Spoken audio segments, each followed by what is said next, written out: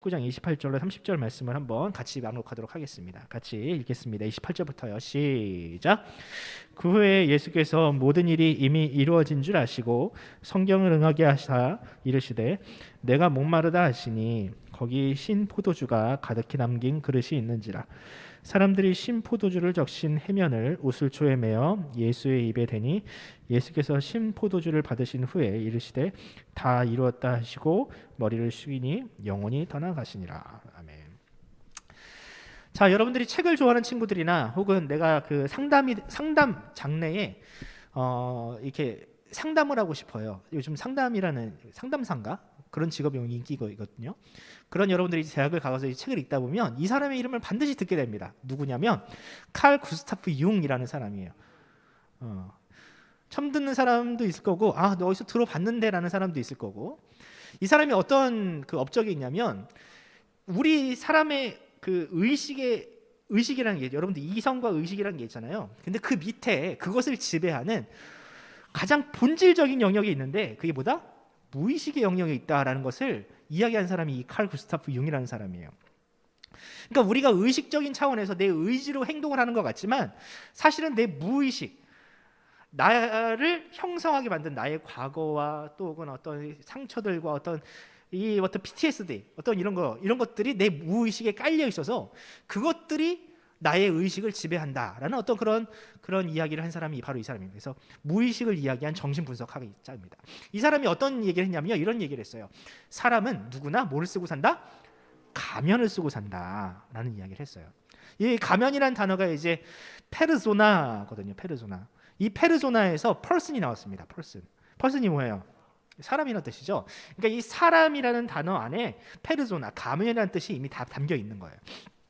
자, 사람이 가면을 쓰고 산대요. 어떤 가면? 이런 가면. 그러니까 여러분들이 지금 마스크를 쓰고 사는 거죠. 여러분, 사람은 누구나 마스크를 쓰고 산다. 요즘엔 21세기에는 좀 그렇게 통하는데, 이제 사람이 이 마스크를 벗으면, 잠깐 벗을게. 응? 실례인가?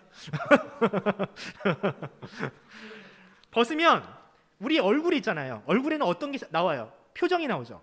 이 표정. 슬플 때는 어떤 표정? 우울하고 축 처진 표정. 기쁠 때는 누가 봐도 기쁜 표정들이 나온단 말이에요. 그러니까 사람들이 이 얼굴에 자기의 감정을 표현을 하는데 이것마저도 사실 조작할 수 있어요. 그죠? 내가 기쁘지 않은데도 내가 기쁜 척을 할 수 있다고. 내가 저 사람을 만나서 반갑지 않은데도 반가운 척을 할 수 있다라는 거예요. 그래서 이 칼 구스타프 융이라는 사람은 누구나 가면을 쓰고 산다. 내가 어떤 사회적인 어떤 위치나 또 어떤 대인관계를 위해서 내가 원치 않는 표정을 지으면서 살아가는 존재가 바로 사람이다라는 그런 이야기를 했습니다. 자, 그런데 이 사람이 이야기하기로 이 가면이 벗겨질 때가 있대요. 이 자기도 모르게 쓰여져 있던 이 가면이 벗겨질 때가 있는데 언제냐? 첫 번째, 극심한 스트레스를 받을 때. 예를 들어서 배고픔은요, 사람의 본성이 나오기 시작합니다. 배가 고프면 되게 착한 사람인 줄 알았고 참을성이 많은 사람인 줄 알았는데 막 배가 고프면 막 짜증이 나, 얼굴에 막 그 짜증이 막 가득. 응? 여러분 그럴 때 있죠. 예. 예. 또 어떤 스트레스, 막 내가 그 시험 공부를 한다든지 또 게임에 졌어. 그러면 아무리 남자친구들 게임에 졌어. 내가 원하는 한타 구도가 열리지 않았는데 한타를 해가지고 게임이 졌어. 게임을 안 하니 니들은? 그런데 이런 게임이 막 그러면 화가 막 이빨이 올라가잖아.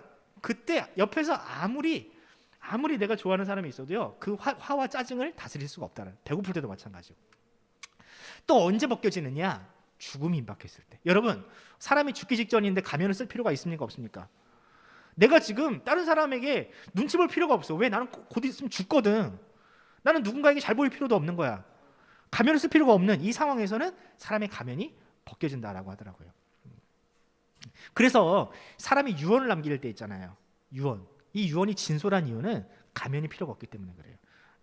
그래서 사람의 유언은 항상 진솔하다라고 사람들이 판단을 하죠. 자, 우리가 이제 지금 예수님의 말씀, 예수님께서 십자가 위에서 죽으실 때 마지막에 하신 말씀들을 가지고 이야기를 할 텐데, 예수님께서 십자가 위에서 하셨던 7가지의 단어를 가지고 우리가 뭐라 그래요? 가상칠언이다라고 해요. 가상칠언. 그러니까 예수님께서도 역시 마찬가지로 죽기 직전에 하셨던 말, 물론 예수님의 삶 전체가 진솔했지만 만약에 예수님의 삶이 거짓이었다면 그래도 예수님이 십자가 위에서 하셨던 말씀만큼은 우리가 믿어도 좋지 않을까라고 우리가 생각해도 좋지 않을까요? 칼 구스타프 융의 말에 따르면, 그러니까 많은 사람들이 예수님이 사기꾼이다 혹은 거짓말쟁이다라고 하지만 예수님께서 십자가 위에서 더 이상 가면을 쓸 필요가 없는 그 상황에서도 예수님께서 하셨던 말씀이 그 이전의 말씀과 변함이 없다면, 동일하다면 예수님께서 마지막에 하셨던 말씀을 근거로 예수님의 삶 전체를 우리가 평가할 수 있다는 얘기죠. 뭔 말인지 어렵죠. 그러니까 예수님께서 마지막에 하셨던 말씀의 어떤 의미를 보면 예수님이 얼마나 진솔한 분이었는지, 참으로 하나님의 아들이었다는 것을 우리가 발견할 수 있다는 거예요. 자, 봅시다. 예수님께서 생전에 굉장히 멋진 삶을 사셨어요. 병자도 고치시고 오병이어도 일으키시고 무리를 걸으시고 굉장히 다이나믹한 삶을 사셨죠. 하지만 그의 마지막은 어때요? 굉장히 비참한 삶을 마지막을 보내셨어요. 특히 십자가 위에서 십자가 죽음을 당하기 직전에 예수님은 정말로 큰 고통을 받으셨습니다. 어떤 고통을 받으셨냐? 첫 번째, 육체적인 고통. 육체적인 고통. 여러분, 예수님께서 지금 달려있는 십자가가, 이 십자가 자세가 굉장히 불편해 보이지 않나요? 여러분들이라면 이걸 따라 해보려는 사람들이 역사적으로 몇 명 있었어요. 근데 다 도망갔어. 손바닥이 아닙니다. 손바닥에다가 못을 박으면요, 금방 이게 찢어져가지고 떨어져 버려요. 이해갑니까? 여러분, 많은 사람들이 손바닥에 예수님의 손바닥에 못이 박혔다고 생각하는데 그렇지 않아요. 생각을 해보세요. 여기 못 박히면 체중 때문에 쭉 찢어져가지고 떨어져 버려요. 그래서 못을 어디다 박냐면 여기다 손목에 박습니다. 여기다 박으면 안 떨어져요. 그리고 또 옆구리에 창이 찔리기도 하셨고요. 이 가시 면류관이 머리에 쓰여지기도 하셨고요. 이런 심각한 육체적인 고통. 이따가도 좀 보겠지만 로마인들이 예수님을 채찍을 39대를 때렸습니다. 근데 이 채찍의 종류가 보통 채찍이 아니었어요. 사람 살점을 뜯어내는 그런 채찍들을 예수님께서는 맞으셨거든요. 이런 육체적인 고통. 또 어떤 고통? 수치심. 예수님께서 지금 십자가 달리실 때 지금 그림으로서는 지금 이렇게 뭐 하나 걸쳐놨지만 사실은 저게 걸쳐져 있지 않았어요. 예수님이 모든 그 육체가 다 적나라하게 노출된 상태에서 예수님께서는 십자가에서 죽으셨거든요. 여러분들이라면 이런 수치심과 이런 모멸감을 겪으면서 죽어간다는 거 얼마나 힘든 일일까요? 그래도 한때는 제자들을 데리고 다니면서 사람들 앞에 메시아로 칭송을 받았던 그분이 지금 온몸이 바뀌어진 채로 죽어간다라는 거 굉장히 큰 고통입니다. 배신감. 예수님의 주변에 사람들이 많았죠. 예수님이 십자가에 달리실 때는 아무도 없었어. 다 도망갔어. 예수님을 왕으로 호산나 다윗의 자손께 하면서 예수님을 왕으로 불렀던 사람들이 예수님을 다 떠나버렸어요. 이런 배신감. 여러분 주변에 있던 친구들이 여러분 배신하고 다른 친구들과 놀면 배신감을 느끼잖아요. 네? 나랑 절친이었던 그 친구가 갑자기 다른 친구랑 절친이 돼가지고 나 몰라라 하면 여러분들 그것만큼 큰 배신감이 없잖아요. 예수님은 그것보다 더 큰 배신감을 느끼셨어요. 또 어떤 게 있느냐? 피가 계속 나옵니다. 피가 계속 나와요. 네, 피가 물론 금방 이제 그 우리 몸은 지혈 작용이 돼가지고 피가 멎을 수도 있지만 나중에는 이 빨리 죽이려고 죽었는지 안 죽었는지 확인하려고 이 배에다가 창구멍까지 낸 거거든요. 극심한 출혈이 있으면 당연히 뭐가 오냐면요, 탈수 증상이 옵니다. 그렇죠. 몸에 지금 피가 빠져나가는데 이 몸이 본능적으로 물을 요구한다고. 그래서 극심한 탈수 현상이 일어나게 되는 것이 바로 예수님의 십자가였습니다. 자, 그런데 이 와중에 예수님께서 십자가 위에서 내가 아프다라는 얘기를 한 번도 하신 적이 없다라는 거예요. 아야! 이런 비명도 나올 법한데 예수님께서는 성경에 기록되기를 그런 어떤 비명이라든지 그런 아프다라는 어떤 표현을 하신 적이 없어요. 볼까요? 예수님께서 그런 고통을 못 느끼시는 것이 과연 하나님이시니까 우리는 그냥 그렇게 생각을 해요. 예수님은 하나님의 아들이니까 그런 고통쯤은 못 느끼셨을 거야. 이겨내셨겠지라고 생각을 하는 경향이 있어요. 근데 여러분, 성경은 분명히 우리에게 이렇게 얘기하거든요. 빌립보서 2장 6절로 7절을 보면 이런 말씀이 있습니다. 그는 근본 하나님의 본체시나 사람들과 같이 되셨다라고 말씀이 있어요. 무슨 뜻이냐면 그분은 우리가 느끼는 모든 고통을 느끼시고 그분은 우리가 느끼는 모든 수치를 느끼시고 모든 아픔을 공유하시고 그대로 느끼시는, 우리보다 덜 느끼시거나 그걸 이겨낼 수 있는 능력이 그분에게 타고나 있지 않다는 뜻인 거예요. 근데 우리랑 똑같은 분이라면 우리는 어때요? 만약에 여러분들의 손톱에 조그마한 가시 하나만 박혀도 여러분들은 죽으려고 그러잖아요. 집에서 온갖 짜증을 부리고 엄마 아빠한테 온갖 투정을 부리면서 배만 고파도 조금만 목이 말라도 여러분들은 주변 사람들을 얼마나 많이 힘들게 합니까? 그런데 예수님은 그렇게 하지 똑같이 우리는 느끼면서도 그렇게 하지 않았다라는 거. 왜 그러셨을까? 그런데 왜 또 한 가지 저는 이런 질문을 해보게 되는 거예요. 아프죠? 너무 아프죠? 근데 왜 아프다라는 말 대신에 목마르다라고 하셨냐라는 거예요. 목마르다라는 말씀을 오늘 본문에서 봤잖아요. 내가 목마르다. 그래서 막 로마 군인들이 진짜 목마른 줄 알고 신포도주, 아주 저급한 포도주를 예수님의 입에다 갖다 댔잖아요. 근데 예수님이 안 먹었어요. 그럼 먹지도 않을 왜 목마르다라고 하셨고, 사실 목마름, 아픔, 목마름이라는 이 갈증보다 더 큰 것이 육체적인 고통이었을 텐데 왜 아프다라는 말씀을 안 하시고 목마르다라는 말씀만 하셨냐라는 거예요. 그 고통들, 많은 고통들이 있는데. 자, 그러면 한번 보여주시겠어요? 아까 이제 제가 얘기다 말하는데 이게 로마 군인들이 당시 예수님을 패던 채찍입니다. 여기 보면 동물의 뼈들이 달려 있어, 이 채찍에. 그래서 이 동물의 뼈가 예수님의 몸을 휘 감고 당기면 그 동물의 뼈가 마찰력에 의해서 살점을 뜯어내는 구조가 이 당시 로마 군인들이 가하던 그 고문의 종류였습니다. 또 예수님을 찔렀던 못을 한번 볼까요? 요즘 못들은 어때? 굉장히 날카롭고 세련됐죠.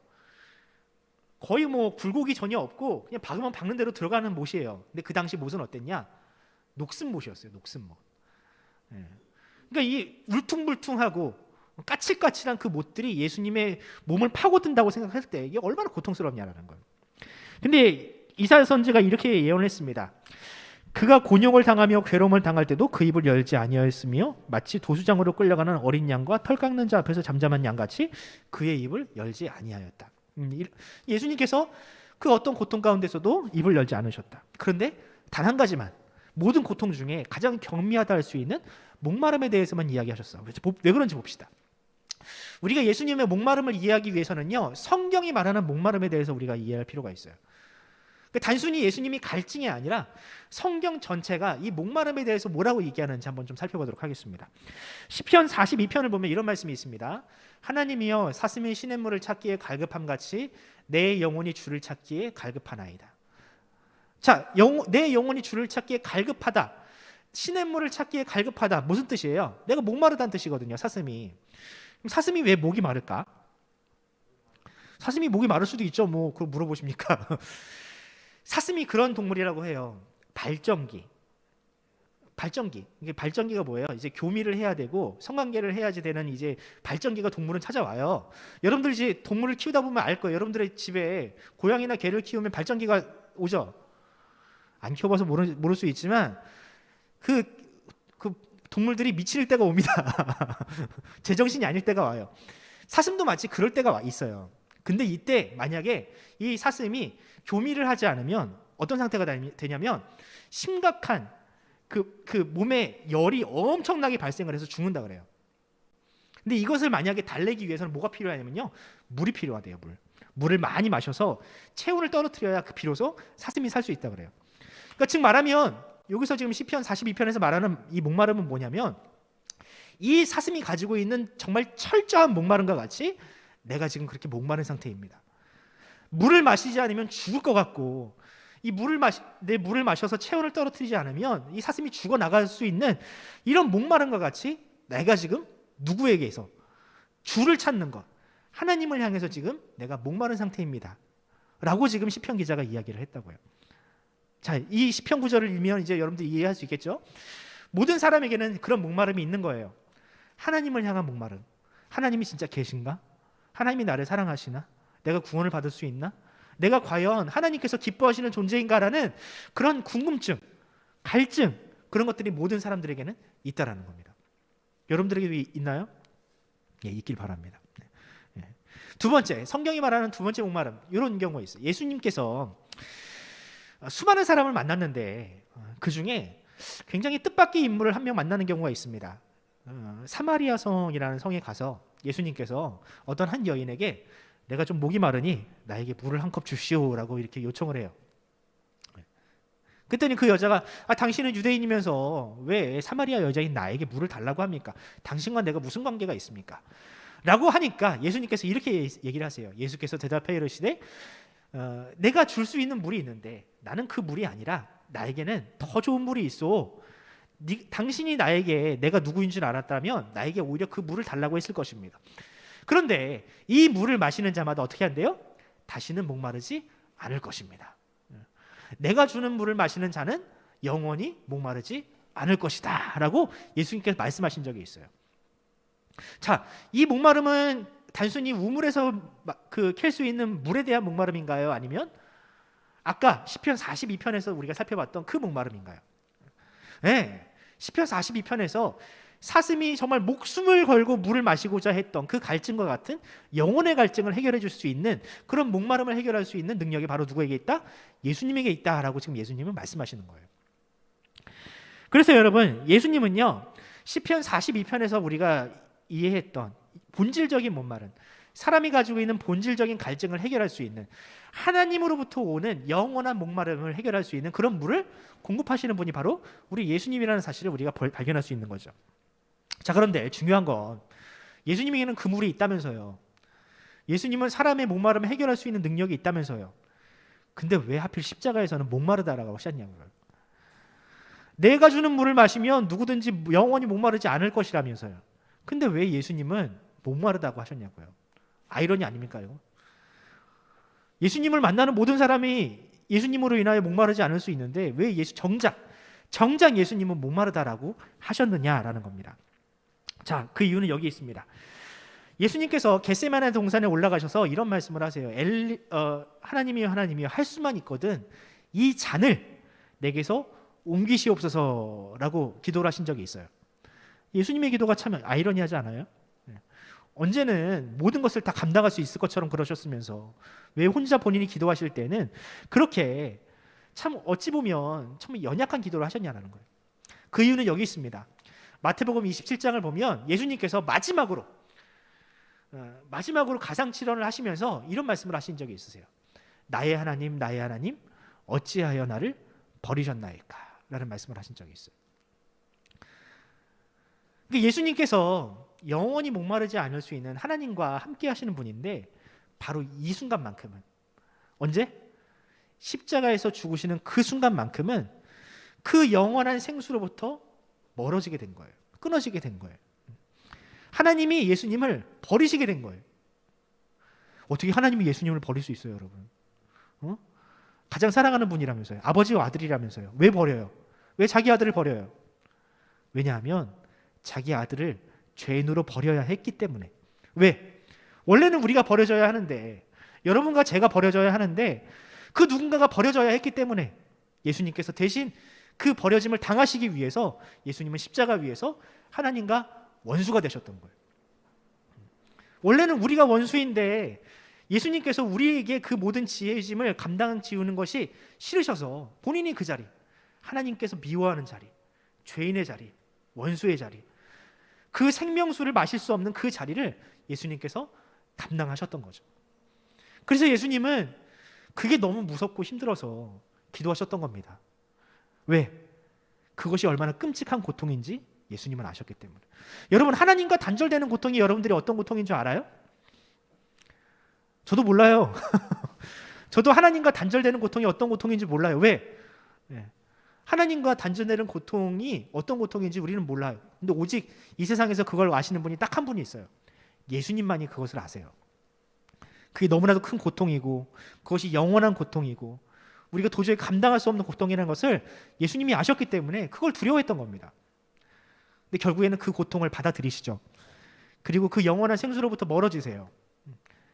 그러니까 이제 그 순간만큼은 예수님께서 목마름을 느끼신 거예요. 한 번도 느껴보지 못했던 목마름. 늘 하나님과 동행하면서 하나님의 사랑을 공급받던 그분이 우리로 인하여 죄인이 되셨기에 그 목마름을 비로소 느끼시게 된 거죠. 그래서 예수님께서 말씀하신 겁니다. 내가 목마르구나. 본래 여러분들이 느껴야 했던 목마름이 예수님도 경험하게 된 거죠. 그러나 이제 예수님이 그 목마름을 경험하는 순간 그 예수님에게 이어졌던 파이프라인이 이제는 우리에게 이어지기 시작했습니다. 그분을 믿는 모든 자들에게 그 생수가 공급되기 시작을 했어요. 본래 예수님에게만 이어져 있던 그 생수가 예수님을 믿는 모든 자들에게 이제 공급되기 시작했다는 거죠. 그래서 우리는 예수님을 믿으면 더 이상 목마르지 않을 수 있는 겁니다. 하나님의 사랑을 받고 하나님의 자녀가 되었기에 우리는 비로소 목마름을 해결한 영원한 생명을 보유한 그런 복된 존재들이 될 수 있다는 거죠. 이제 말씀을 맺겠습니다. 예수님은 이 모든 것을 이루신 다음에 오늘 말씀을 보면 다 이루었다라고 말씀을 하셨어요. 자, 그런데 이 말씀을 이해하기 전에 우리가 뭐 3대 종교라고 하잖아요. 3대 종교라고 하잖아요. 뭐 불교, 기독교, 천주교 이렇게 얘기를 하는데 사실 제가 이제 연구하고 공부한 바로 의하면 불교는 종교가 될 수는 없어요. 왜냐하면 불교의 목표는 극락왕생하는 게 목표가 아니라 깨달음에 있어요. 깨달음. 불교를 창시했던 사람이라고 하는 이 석가라는 사람이 신인가? 그렇지 않거든요. 인간이에요. 철저한 인간이에요. 근데 정말 존경할 만한 인간이긴 해요. 사람이 이성으로 깨달을 수 있는 최극치의 어떤 지혜를 가지고 있는 사람이 석가였거든요. 존경할 수 있는 사람이에요. 하루는 석가의 제자 중에 한 사람이 석가에게 이런 질문을 했습니다. 어떻게 하면 영생을 얻을 수 있습니까? 천국에 갈 수 있습니까? 이런 질문을 했대요. 그랬더니 석가가 이렇게 대답했다고 합니다. 쉬지 말고 정진하라. 그러니까 열심히 해보라는 거예요. 할 수 있는 만큼 최선을 다해보라라고 이야기를 한 거예요. 이게 사람이 할 수 있는 최선의 대답이지 뭡니까? 여러분들이 시험 100점 맞고 싶어요. 공부를 열심히 해. 이게 사람이 할 수 있는 최선의 대답 아닙니까? 그 어떤 선생님들이 이 이상의 대답을 못해요. 잠 1시간 더 줄이고 공부를 열심히 해. 부자가 되고 싶어요. 일을 열심히 해. 그게 끝이에요. 예수님도 역시 마찬가지로 그런 질문을 받으셨을 거예요. 그리고 또 우리가 그 질문을 예수님께 하고 있죠. 예수님, 어떻게 하면 제가 천국에 갈 수 있습니까? 어떻게 하면 하나님의 백성이 될 수 있습니까? 예수님은 십자가 위에서 그 말씀을 결론을 내리셨어요. 예수님이 이렇게 말씀하셨거든요. 자, 십자가 위에 있는 사람이 얼마나 무력합니까? 그죠? 십자가 위에서 아무것도 할 수가 없어. 내가 여기서 표현했는데 가면이 벗겨졌죠? 코가 간지러워. 콧구멍이 막 간질간질해. 근데 십자가 위에 있는 사람이 자기의 의지로 이 콧구멍을 긁을 수 있습니까? 그러니까 아무것도 못하는 거예요. 아무것도. 완전히 무력한 상태에서 예수님께서 하신 말씀이 있는데 이런 말씀을 하셨어요. 석가는 열심히 해라 라고 했지만 예수님은 우리에게 이런 말씀을 하셨어요. 내가 다 이루었다.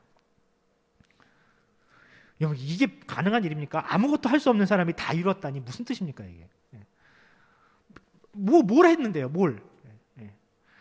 예수님께서 하셨던 이 다 이루었다라는 말씀은 무슨 뜻이냐면 다 청산했다라는 뜻입니다. 다 청산했다. 원래 우리가 갚아야 할 빚, 죄의 빚, 죽음이라는 빚을 내가 지금 다 청산했다. I have done. 너희들은 이제 더 이상 할 것이 없다. 내가 다 이루었는데 1% 남겼다 이런 말씀이 아니라는 거예요.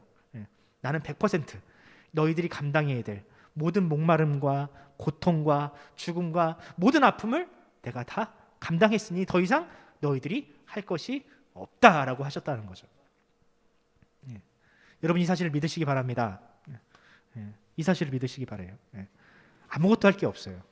불교 가면 열심히 빡세게 뭔가를 해야 돼. 세상 어떤 종교를 가도 우리가 해야 될 것들이 있어. 그런데 우리가 믿는 예수 그리스도와 하나님은 우리에게 요구하지 않으십니다. 오직 무엇만? 바로 예수님이 이 일을 하셨다라는 것만 믿기만 하면 돼요.